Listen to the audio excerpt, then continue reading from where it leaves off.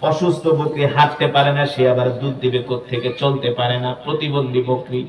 সাইয়েদনা আবু বকর বলে, রাগ করো না, অনুমতি দাও। উম্মে মাবাদ বলে, আল্লাহি রাব্বিল কাবা, আমি যখন ঘরের দরজায় একটু ফাঁক কইরা বাহিরের দিকে তাকাইছি, আমি আল্লাহর নবী যুবক মুহাম্মদ সাল্লাল্লাহু আলাইহি সাল্লামের চেহারার দিকে যখন আমি তাকাইলাম, আমার কাছে মনে হলো আমার বাড়ির উঠানে পূর্ণিমার আকাশের চাঁদ উদিত হয়েছে। আমি বারবার চাঁদের কথা মনে করি আর আল্লাহর নবীর চেহারার দিকে তাকাই, আল্লাহর কসম করে বলি আমার কাছে মনে হয় চাঁদের চেয়েও আমার নবী সুন্দর। আর নবী যখন আমার বাড়িতে ঢুকছে, আমার পুরা বাড়িটা জান্নাতের ঘেরানে ভরে গেছে। আমার বাড়ি থেকে জান্নাতের খুশবুর ঘেরান পাই। সুবহানাল্লাহ। আল্লাহ নবী ডাক দিয়ে বলে, আবু বকর আপনি শুধু অনুমতি নেন, দুধ দোয়ানোর দায়িত্ব আমার। জোরে কোন সুবহানাল্লাহ। সাইয়েদনা আবু বকর বলে, বোন, ইয়া উখতি, ও বোন, শুধু অনুমতি দেন, দুধ দোয়ানোর দায়িত্ব আমাদের। মহিলা মানুষ একবার দুইবার বলার পরে রাগ করে কয়, এতবার বলতেছি বোঝো না কথা। অসুস্থ বকরি হাঁটতে পারে না, সে আবার দুধ দিবে কোত্থেকে, চলতে পারে না, প্রতিবন্ধী বকরি।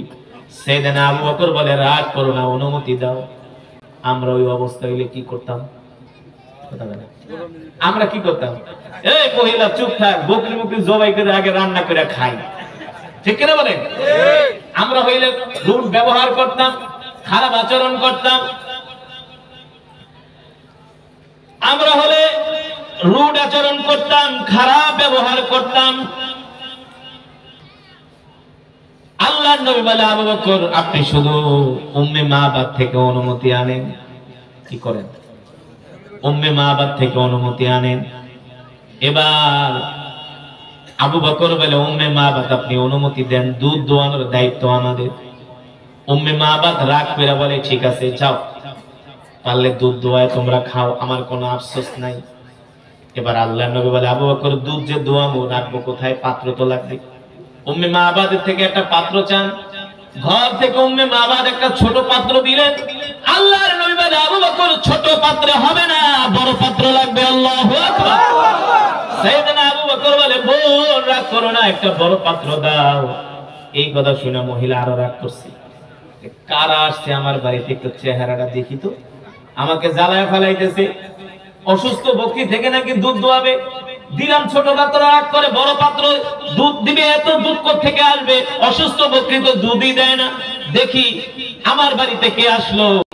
উম্মে মাবাদ বলে, আল্লাহি রাব্বিল কাবা, আমি যখন ঘরের দরজায় একটু ফাঁক কইরা বাহিরের দিকে তাকাইছি, আমি আল্লাহর নবী যুবক মুহাম্মদ সাল্লাল্লাহু আলাইহি সাল্লামের চেহারার দিকে যখন আমি তাকাইলাম, আমার কাছে মনে হলো আমার বাড়ির উঠানে পূর্ণিমার আকাশের চাঁদ উদিত হয়েছে। আমি বারবার চাঁদের কথা মনে করি আর আল্লাহর নবীর চেহারার দিকে তাকাই, আল্লাহর কসম করে বলি আমার কাছে মনে হয় চাঁদের চেয়েও আমার নবী সুন্দর। আর নবী যখন আমার বাড়িতে ঢুকছে, আমার পুরা বাড়িটা জান্নাতের ঘেরানে ভরে গেছে। আমার বাড়ি থেকে জান্নাতের খুশবুর ঘেরান পাই। সুবহানাল্লাহ। উম্মে মাবাদ বলে, আমি যুবক মুহাম্মদ সাল্লাল্লাহু আলাইহি সাল্লামের চেহারার দিকে তাকায় রইছি, এত সুন্দর চেহারার মানুষ আমি আজ পর্যন্ত কোনোদিন দেখি নাই। উম্মে মাবাদ বলে, তার চুলগুলো এত সুন্দর, তার চোখগুলো এত সুন্দর, তার কণ্ঠটা এত সুন্দর, যতই দেখি ততই দেখতে মন চায়। আল্লাহু আকবার। জোরে বলেন আল্লাহু আকবার। এই কারণেই তো আম্মা জান আয়েশা রাদিয়াল্লাহু তাআলা আনহা বলেন, পয়গম্বর ইউসুফ আলাইহিস সালামকে দেখে মিশরের রমণীরা আপেল কাটতে যায়, আঙ্গুল কেটে ফেলেছে, ঠিক কিনা বলেন? জুলাইখার বান্ধবীরা পত্র লিখছে, জুলাইখা রে, তুই একজন বাদশার স্ত্রী হয়ে একটা গোলামের প্রেমে পাগল হয়ে গেছিস। জুলাইখা কয়, দূর থেকে বদনাম করো না, কুৎসা রটো না, যেই যুবকের প্রেমে পাগল হইছে একবার আয়েশা দেখা যাও। জুলাইখার বান্ধবীরা রাজপ্রাসাদে আসছে, জুলাইখা মেহমানদারি করানোর জন্য আপেল দিয়েছে আর ছুরি দিয়েছে, আপেল কেটে কেটে খাও। পয়গম্বর ইউসুফ সামনে দিয়া যাচ্ছে, একবার শুধু জুলাইখার বান্ধবীরা পয়গম্বর ইউসুফ আলাইহিস সালামের চেহারার দিকে তাকায় রইছে, নজর ফিরাইতে পারে না। ওইদিকে আঙ্গুল কাটতে কাটতে রক্ত কাইটা রক্ত বের হতেছে। আল্লাহু আকবার। আপেল কাটতে কাটতে আঙ্গুল কেটে ফেলেছে, রক্ত বের হইতেছে। জুলাইখা ডাক দিয়ে বলে, বান্ধবীরা ব্যাপার কি, ব্যাপার কি? দিলাম আপেল কাটতে, আঙ্গুল কাটো কেন? জুলাইখার বান্ধবীরা কয়, জুলাইখা রে কি দেখলাম, মানুষ নাকি ফেরেশতা? এত সুন্দর চেহারা হয় নাকি? আল্লাহু আকবার। আম্মা জান আয়েশা রাদিয়াল্লাহু তাআলা আনহা বলেন, আমার স্বামী মুহাম্মদ সাল্লাল্লাহু আলাইহি সাল্লামকে যদি মিশরের রমণীরা দেখতো, জুলাইখার বান্ধবীরা দেখতো, শুধু আঙ্গুল কাটতো না, তাদের কলিজা কাইটা ফালাইতো, আল্লাহর নবীর চেহারা থেকে নজর ফিরাতে পারতো না। ঠিক কিনা বলে? আমার নবী ছিলেন এত সুন্দর, আমার নবী ছিলেন এত সুন্দর। আল্লাহ তাআলা পৃথিবীর সব সৌন্দর্য আমার নবীকে দান করেছেন। ঠিক কিনা বলে? ও মুসলমান, আল্লাহর বান্দারা, এবার আল্লাহর নবীকে উম্মে মাবাদ ঘর থেকে একটা বড় পাত্র দিলেন। পাত্র দিয়ে কয়, আল্লাহর নবীর চেহারা দেখে পাগল হয়ে গেছে। উম্মে মাবাদ বুঝতে পারছে তিনি দুনিয়ার কোন সাধারণ মানুষ না। ঠিক কিনা বলে? এবার মনে মনে কয়, শুধু দুধ দোয়াই বেকা, পারলে এবার বকরি খায়া ফেলা, কোনো আফসোস নাই। আল্লাহর নবী এবার বালতি নিয়ে বকরির কাছে গেছে।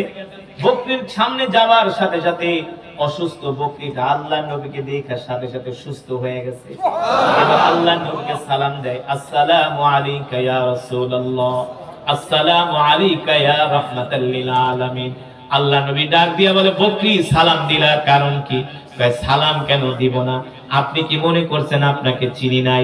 আপনি শুধু মানুষের নবী না, আপনি আমাদেরও নবী, আপনি আমাদেরও নবী। আল্লাহু আকবার।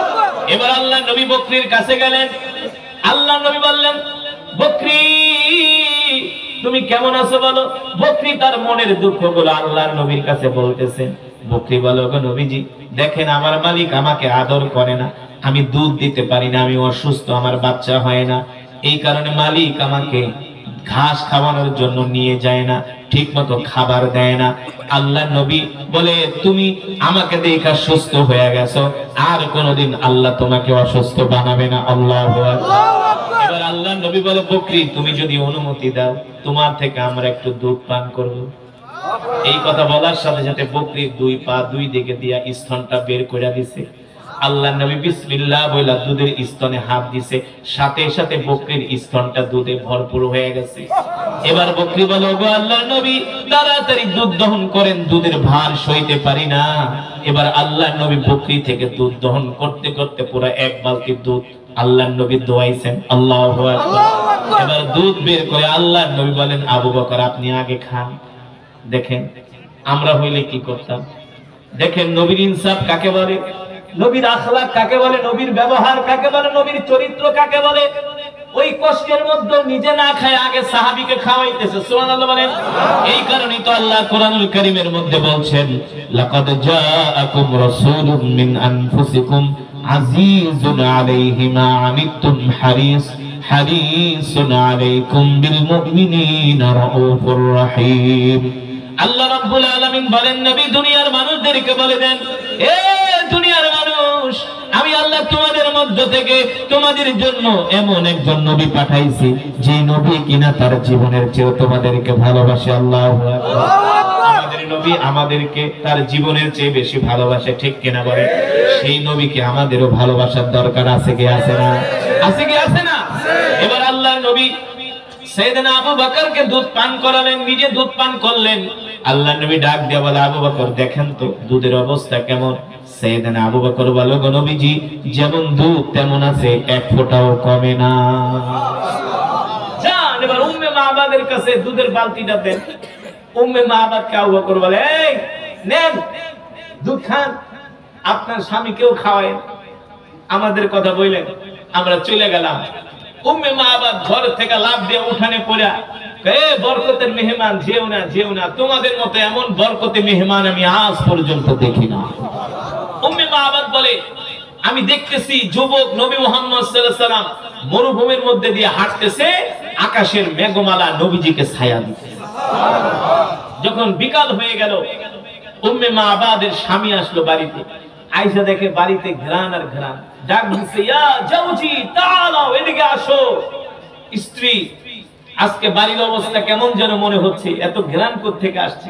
স্বামী গো আসেন, আসলে আসল খবর বলতেছি। দেখে অসুস্থ বকরি সুস্থ হয়ে গেছে, তার ঘরের ভিতরে এক বালতি দুধ। এগুলা কোত্থেকে পাইলা? জানেন না, আপনি যখন সকালবেলা বের হয়ে গেছেন, ভর দুপুরে আমার বাড়িতে দুইজন মেহমান আসছে। বলে কোত্থেকে আসছে? তারা বলছে মক্কা থেকে আসছে, মদিনায় যাবে। তারপর ওই স্বামী গো, তার চেহারা এত সুন্দর, এমন সুন্দর চেহারা বিশিষ্ট যুবক আমি জীবনে কোনোদিন দেখিনি। বলে বলো কি? বলে হ্যাঁ, শুধু এখানেই শেষ নয়, আমি দেখলাম ওই যুবককে দেখার পরে আমাদের অসুস্থ বকরি সুস্থ হয়ে গেছে। শুধু এখানেই শেষ নয়, ওই বকরির থেকে দুধ দহন করে আমাদেরকে দুধ দিয়ে গেছে। আল্লাহু আকবার। আল্লাহর নবীকে কোন দিকে গেছে? এই দিকে গেছে। উম্মে মাবাদের স্বামী আবু মাবাদ কা স্ত্রী রে, আমার কপাল পুড়ে গেছে, এই নবীকে পাওয়ার জন্য, দেখার জন্য এই মরুভূমির মধ্যে ঘর বানাইছে। নবীকে পাইলাম না, তাড়াতাড়ি গাট্টি বস্তা বান, এখন এই মদিনায় চলে যাব, মদিনায় যায় আখিরি নবীর হাতে হাত থেকে কালেমা পড়ে মুসলমান হয়ে যাব। আল্লাহু আকবার। এবার উম্মে মাবাদরা সেই মদিনার দিকে রওনা শুরু করলেন। মুসলমান, সেই আখিরি নবীর উম্মত আমরা, যে নবীর হাতে থাকবে জান্নাতের চাবি, যেই নবীর অনুমতি ছাড়া জান্নাতের তালা খোলা হবে না, যেই নবীর সুপারিশ ছাড়া কেউ জান্নাতে যেতে পারবে না। ঠিক কিনা বলেন? আল্লাহ তাআলা যেদিন হাসরের মাঠ কায়েম করবে, সমস্ত নবীরা বলবে ইয়া নফসি ইয়া নফসি, আর আমার নবী সেই দিন হাসরের মাঠে সিজদায় পড়ে থাকবে। আল্লাহ তাআলা জিবরাইলকে পাঠাবে, জিবরাইল আমার হাবিবকে শুধু কাঁদবেই, আমার হাবিবের কান্না সহ্য করতে পারি না, আমার হাবিব কি চায় চাও, আমার হাবিব যা চায় তাই দেওয়া হবে। জিবরাইল এসে বলবে ইয়া মুহাম্মদ ইরফা রাসা, ইয়া মুহাম্মদ ইরফা রাসা, ইশফা তুশাফা, ইশফা তুশাফা। আপনি আর কত কাঁদবেন উম্মতের জন্য? কত কাঁদবেন, কত কাঁদবেন? আর কাঁদবেন না, আপনার কান্না আরশ পর্যন্ত পৌঁছে গেছে। আপনি কি চান বলেন, বলেন, আল্লাহ তাআলা আপনাকে তাই দিবে। পয়গম্বর বলবে জিবরাইল আমি চাই আল্লাহ আমার উম্মতকে maaf করে দিক। আল্লাহু আকবার। এবার জিবরাইল বলবে ইশফা তুশাফা, আপনার যারা উম্মত তাদের জন্য সুপারিশ করেন, সুপারিশ করতে দেরি, আল্লাহ জান্নাত দিতে দেরি না। এবার আল্লাহর নবী উম্মতদের জন্য সুপারিশ করবে। যারা আল্লাহ রাসূলের খাঁটি আশিক, তারা আল্লাহ রাসূল তাদেরকে হাত ধরে ধরে জান্নাতে নিয়ে যাবে। আর কিছু গাঞ্জাখোর আছে না, গাঁজাখোর আছে কি আছে না? যারা চায়ের দোকানে বসে 3 ঘন্টা বাংলা সিনেমা দেখে, গাল ভেটকে ভেটকে বিড়ি খায়, হ্যাঁ, আর চোখের মাঝে জুয়া খেলে, জুয়া জুয়া আছে কি আছে না? সারা রাত শুধু ফেসবুক চালায়, আছে কি আছে না? নামাজ পড়ে না। ওরা যায় নবীজি আমিও তো আপনার উম্মত, তো তুই যদি আমার উম্মত হতি আজকে তোর চেহারা থেকে নূর চমকাতো। তুই নামাজ পড়ছ নাই, তুই বেনামাজি, ঠিক কিনা বলেন? আজকে তোর জন্য সুপারিশ করা হবে না। আবার কিছু মহিলারা যাবে, বেপরদা মহিলা আছে কি আছে না? লিপস্টিক মাইরা একেবারে আলতা সোনু মাইকা নেল পালিশ ঠালিশ দিয়া চুল কালার কইরা রাস্তায় বের হইয়া নিজের রূপ অন্য যুবকদের দেখায়, আছে কি আছে না? মা বোনেরা রাগ করবেন না, আপনার সৌন্দর্য দেখার একমাত্র হক হলো আপনার স্বামীর। আপনার সৌন্দর্য আপনার স্বামী ছাড়া আর কাউকে দেখাতে পারবেন না, এটা হারাম, হারাম। বিক্রমপুরের মহিলারা সবচেয়ে বেশি নির্লজ্জ, বেহায়া, তারা পর্দা করে না। রাগ করতেছেন? বিক্রমপুরে গায়ে হলুদে, বিয়ের মধ্যে গায়ে হলুদে মহিলাদেরকে নিয়ে ড্যান্স করে, নাচ দেওয়া। বাংলাদেশের সবচেয়ে বেশি এই গুনাহ হয় বিক্রমপুরে। রাগ করতেছেন? আর বিক্রমপুরের মহিলারা শুক্রবারে বিয়ার দিন হইলে একেবারে সেজে গুজে, আস্তাগফিরুল্লাহ, ইবলিস শয়তান দেখলেও ভয় পায়। রাগ করতেছেন? আপনাদের সমাজে আছে কি আছে না? শুধু যে আপনাদের সমাজে না, সব দেশে আছে, তবে বিক্রমপুর একটু বেশি, বিক্রমপুর একটু বেশি, ঠিক কিনা বলেন? এই কারণে মা বোনেরা রাগ করবেন, আপনাদের হাতে ধরে বলে গেলাম, রাগ করবেন না। আপনারা পর্দার অন্তরালে, আমি আপনাদের সন্তান হিসাবে, ভাই হিসাবে বলে গেলাম, আপনাদের সৌন্দর্য দেখবে একমাত্র স্বামী। স্বামী ছাড়া দ্বিতীয় কোন যুবককে যদি সৌন্দর্য দেখান, আপনার চেহারা আগুন দিয়ে জ্বালানো হবে, ঠিক কিনা বলেন? আপনি কি কপালের মধ্যে টিপ করেন, এই কপালের ভিতরে লোহার রড গরম করে ঢুকিয়ে দেওয়া হবে। এই কারণে যেই নবী আমাদের জন্য উম্মতি উম্মতি বলে কেঁদেছে, হাসরের ময়দানে বলবে তুই আমার উম্মত না, তুই বেপরদা চলতি। তুই পর্দা করস নাই, নামাজ পড়স নাই, সারাদিন শুধু স্টার জলসার জি বাংলা লয়া পড়াছি। আর যুবকদেরকে বলবো, তোদের তো নামাজের জন্য ডাকলে খালি বলতে প্যান নষ্ট আছে, কি আছে না? যুবকদেরকে নামাজের জন্য ডাকলে বলে আমার প্যান নষ্ট, সারি প্যান নষ্টই থাকে। এই সমস্ত অজুহাত দিয়ে সেই দিন বাঁচা যাবে না, ঠিক কিনা বলেন? যে অবস্থায় থাকি, যে পরিস্থিতিতে থাকি, সর্ব অবস্থায় আল্লাহর হুকুম 5 ওয়াক্ত নামাজ আদায় করতে হবে। রাজি আছেন? রাজি আছেন ইনশাআল্লাহ? তাহলে জীবনে যতদিন বাঁচবো 5 ওয়াক্ত নামাজ পড়বো। কে কে রাজি আছেন? হাত উঠে আল্লাহকে দেন। লিল্লাহি তাকবীর, লিল্লাহি তাকবীর। বলেন আল্লাহ, আরো জোরে বলেন আল্লাহ। ওয়াদা করলাম। কিছু মুনাফিক আছে এখনো হাত উঠায়নি, হাত অর্ধেক উঠাইছে। হাত সোজা করেন, হাত সোজা করেন, বলেন আল্লাহ। ওয়াদা করলাম আর কোনদিন নামাজ ছেড়ে দিব না। আল্লাহ আমাদের কবুল করে। হাত নামান। কিছু আছে মানে নামাজ পুরো পড়বো না, অর্ধেক করবে, লেগে অর্ধেক হাত উঠেছে। ওদের আবার চালাক আছে, এই চালাকি ফালাকি বাদ দেন। যেই নবী দ্বীনের জন্য এত কষ্ট করছে, ওই নবী কোনদিন নামাজ ছেড়ে দেয় নাই, ওই নবীর সাহাবীরা কোনদিন নামাজ ছেড়ে দেয় নাই। আমরা সেই বিশ্ব নবীর উম্মত, আমরাও কোনদিন নামাজ ছেড়ে দিব ইনশাআল্লাহ। আর মা বোনেরা কখনো বেপরদায় ঘর থেকে বের হবে না।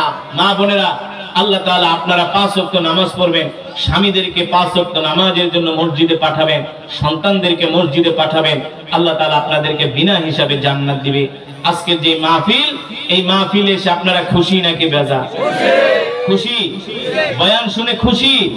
আগামী বছর এই মাহফিলটা হোক আপনারা চান? চান তো ইনশাআল্লাহ? তাহলে মাহফিল কমিটিকে সর্বাত্মক সহযোগিতা করবেন ইনশাআল্লাহ। আল্লাহ তাআলা সকলকে কবুল করুন।